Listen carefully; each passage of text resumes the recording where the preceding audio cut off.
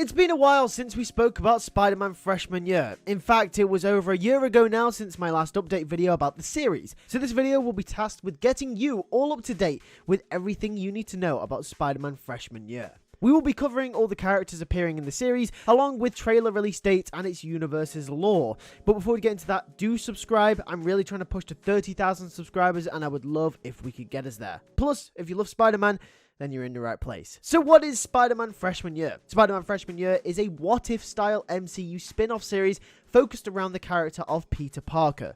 The series will take place during the year 2016, around the same time as the events of Captain America's Civil War. However, in this alternate version of events, it will be Norman Osborn that approaches to recruit Peter rather than Tony Stark. Gathering the information from the screenshots and images we have from the series so far, we understand that Norman will most likely approach Peter in a very similar manner to the way that Tony Stark did, wanting to exploit Peter's spider abilities for a larger cause. There is also many screenshots of the series showing how close Peter and Norman become, showing a father and son-like dynamic between the two, with Norman taking Peter firmly under his wing. We even see here Norman treating Peter to dinner. The morality of Norman's actions and morals is yet to be known. However, since Norman Osborn is more commonly known to be the infamous Spider-Man villain, the Green Goblin, this will likely set the stage for a massive confrontation between the two towards the end of the series, or in its sequel, which has been announced, Spider-Man Sophomore Year.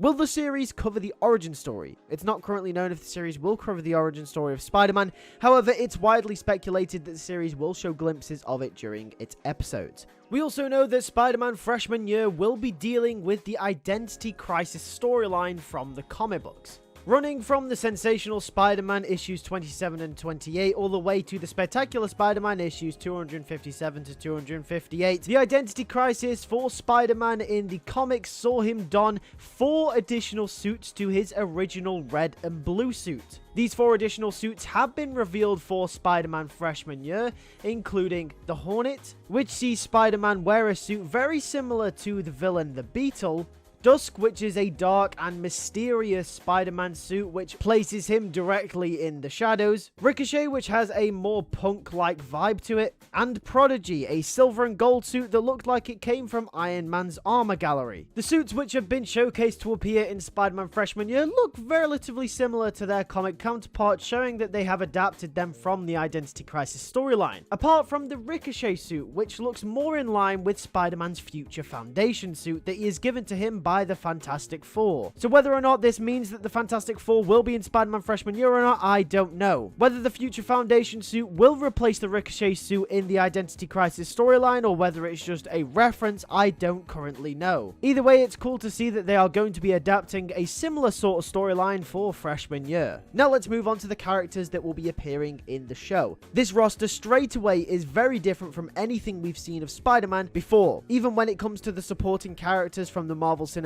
Universe version of Spider-Man, it is very different. First, let's start with Peter's high school supporting cast before we move on to the villains. Here are Peter and his friends from high school. The first thing you'll notice is the absence of Ned and MJ. It's not currently known if they exist or not in this universe, however, they have not been featured in this cast list. Moving on to the characters that we do have, however, on the far left we have a character known as Jean Falcolt. She is a character in the Marvel comic series that also goes by the superhero name Finesse, and like all the other characters we're going to talk about here, you'll notice that a lot of them are all associated with some sort of alias or superhero counterpart, which means we could end up seeing Peter fight alongside some of these other heroes. Finesse's powers is that she's able to master any skill quickly. There is also an eerie storyline she's a part of from the comics which suggests that her father could potentially be the character and the villain Taskmaster. We know Taskmaster is commonly a villain that has fought Spider-Man multiple times before, so that could be a potential opening to see Taskmaster in the show as well. In the comics, Jean also goes on to be approached by the Avengers. Maybe this is a way of tying in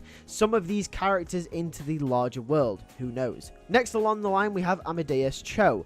He is a Korean American raised in Arizona, but looks like he will have moved to New York for this instance since he will be attending Midtown High. Amadeus is a Hulk, and that's all you really need to know about him. It doesn't look like he has his Hulk powers just as of yet, but going further on down the line in the series, or maybe even the sequel, Spider-Man Sophomore Year, he potentially might get the Hulk powers. I also think it's interesting that we might be able to get to see a Hulk in Spider-Man Freshman Year, but instead of Bruce Banner, it's Amadeus Cho. Next, we have Lonnie Lincoln. Now, this is the character that I'm most excited to see in Peter's friend group. If you recognize the name, it's because Lonnie Lincoln is more commonly known as the Spider-Man villain Tombstone, made very popular by the series Spectacular Spider-Man. So it's really cool to see Lonnie Lincoln make another appearance in a Spider-Man show. A lot of the supporting cast here are all mostly aliases of other superheroes, but with the inclusion of Lonnie Lincoln, who looks like he could have a close relationship with Peter after the screenshot of some of the featured footage at Comic-Con showing Lincoln and Peter talking in the hallway, proves that maybe we could be in for a friendship turned sour after Lonnie becomes the infamous villain, Tombstone. To the right of Peter, we have Nico Monuro. She also might sound quite familiar, as she was a character in The Runaways, and is probably one of the more popular characters out of this roster. She has also been seen to be engaging in some kind of battle with Peter and Doctor Strange in another image from the show, proving that she might be another hero or some kind of small-time vigilante at the same time as Peter being Spider-Man. The next character along is Pearl Pangan. Now, this character is the most out there, most least likely character to show up in a Spider-Man thing ever, but here we are. So Pearl, also known as the character Wave, is a very niche Marvel character that gained her powers from a company called Alon Tech. After experimenting on her, they gave her the ability to control water. Now, Pearl was initially a good swimmer and was on her way to the Olympics. To begin with, I probably believe that this is the story they'll go with for her character before she ends up getting powers at some point down the line. But yeah, essentially, she's very similar to the character of Namor, who hopefully a lot of you should recognize from Black Panther: Wakanda Forever. The next character along, I believe to be someone called Aisha. Now, that's all I could really find on this character. I'm not really too sure who she is. I found mostly conflicting sources when I researched this character, but nonetheless, if you guys know, then let me know in the comment section down below, because I'm not really too clued in on who this character is. But either way, moving on, last but certainly not least, we have Harry Osborn on the far right. No explanation needed. We all know Harry Osborn. But I think it's interesting that we get to see Harry over Ned and MJ in this series. I think it adds an extra layer of uncertainty as we get characters like Harry in an MCU-inspired world. I think it's really interesting as well, the fact that we're going to get Norman Osborn alongside Harry Osborn, which means potentially with how Norman is treating Peter, that I think this potentially confirms the fact that we might have some tension between Harry and his father, which could set up future storylines with a lot of conflict between the three characters. This type of story was also explored in Sam Raimi's Spider-Man 1. A lot of you guys will be familiar with the relationship that Peter had with Harry's father Norman in that film, and with Harry's inclusion in this show, and with Norman also taking Peter under his wing, I think that we could potentially see a similar sort of thing play out here. Before we get onto the villains, let's talk about some of the other MCU characters that will be appearing in the series. Charlie Cox is confirmed to be coming back as Daredevil in the show.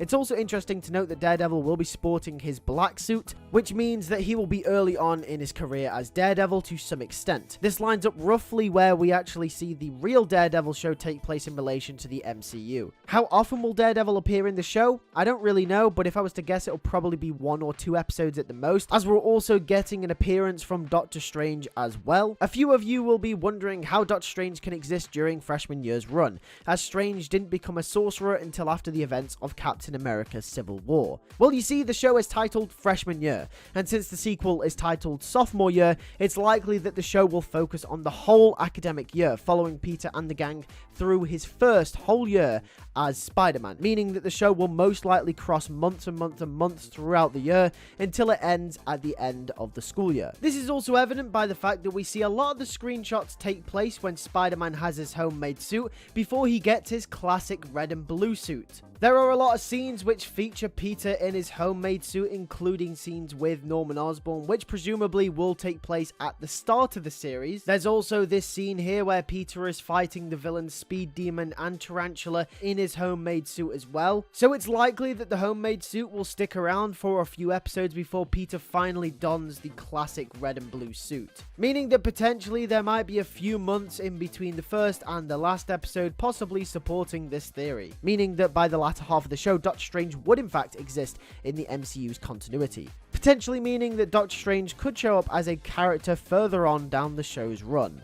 But with the other heroes out of the way, let's talk about the villains. Let's start with Norman Osborn. Even though he's not explicitly outed as a villain of the show, it's clear that with the inclusion of Norman, at some point he will become the Green Goblin in some form. Norman will recruit Peter, and it looks like a massive part of the show will be Norman's scheming, including Peter in his devious plans, almost using him as a pawn in his master plan. Either way, I'm excited to see Norman and Peter's relationship and how that develops. I'm also really excited to see this version of Norman Osborn. It's been a while since we've had a version of Norman fleshed out in a Spider-Man show such as this. We also know that a character called Bentley Whitman will also make an appearance in the series and will go on to become the villain called the Wizard. Now, the name Whitman might sound familiar to some of you. Even though he's an original character, the name Whitman was popularized in Spider-Man media during the 90s animated series, as that show prominently featured a character called Deborah Whitman, who would commonly have banterish humor back and forth with Peter Parker in that series. Whether Deborah and Bentley have any kind of relation and whether Deborah will actually show up in Spider-Man freshman year is actually unknown at this point in time. However, I just think it's interesting that there is a connection between the surnames.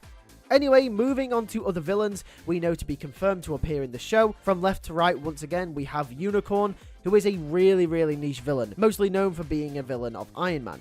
They can shoot and fire energy beams from the top of their head too, which is pretty cool. We then have the Scorpion, a classic Spider-Man villain. Now, there has been no sign of J. Jonah Jameson in this series thus far, so it's up for debate as to whether Scorpion's origin will remain the same as it is in the comics. There's a chance that with Matt Gargan appearing in the MCU already, that his character could be similar to his MCU counterpart. But at the moment, we just don't know. Next to Scorpion, we then have Tarantula. This is the Maria Vasquez version of the character. It looks like this version of the character will also be more laid back, as her comic-accurate costume doesn't seem to be present either, but she is still seen sporting massive blades that retract from her arms, which is really awesome to see. Next along, we have the character called Butane. Not many people will recognize this character. He is once again a niche character from the comics. A lot of people, including myself at first, thought this character was going to be a take on the Shocker, but it turns out it's actually not. Butane has flamethrowers mounted on his arms, as you can see in this picture of Spider-Man fighting him in a burning building, which is really cool. I can't actually wait to see this character in the series. He's actually probably going to be one of my most anticipated villains. We then obviously have Dr. Otto Octavius front and center. Not much introduction needs to be done for him. I presume he will be a science teacher at Midtown High, or possibly someone who works under Norman Osborn at Oscorp, since he's a scientist. Those are two places that he might come into contact with Peter and cross with his story. Next, we have Carmella Black. Once again, a very niche villain. Carmella does in the comics go on to become the Scorpion, so I think it's really interesting that they have decided to use her and the Scorpion, who appears to be Matt Gargan, at the same time, which potentially could give us a slight hint as to where their stories are going to go and where their stories will converge in the series.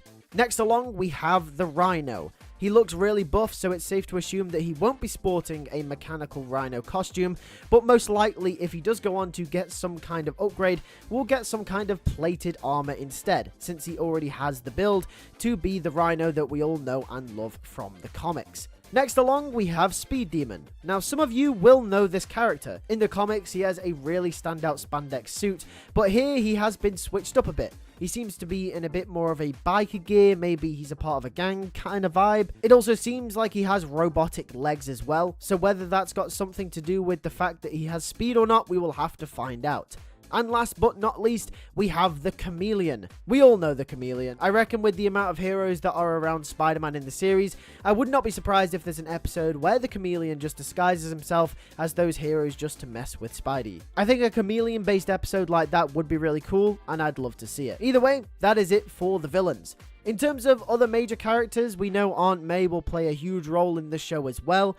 She seems quite young, taking inspiration from the MCU counterpart, played by Marissa Tomei. Moving on to release dates, the show is slated to release in 2024, but does not have a set release date as of yet. But when can we expect a trailer? Probably winter this year, or maybe even early next year. It all really depends on when in 2024 the show will actually release. If it releases in the first half of the year, expect a trailer towards the end of this year. And if it releases more in the fall of 2024, or maybe even the winter, expect a trailer next spring or summer. But with that being said, that is everything we know about Spider-Man freshman year, and that is my update video for 2023. If anything changes at the end of this year, then obviously I will be covering the show as well. So if you don't want to miss anything from Spider-Man freshman year, make sure to subscribe to this channel. And if you want to stay in the loop with all types of Spider-Man news, recommend go subscribing to my channel, Lewis News, because over there we will cover everything as soon as it comes out. On here we have to wait a couple of days for videos to come out, because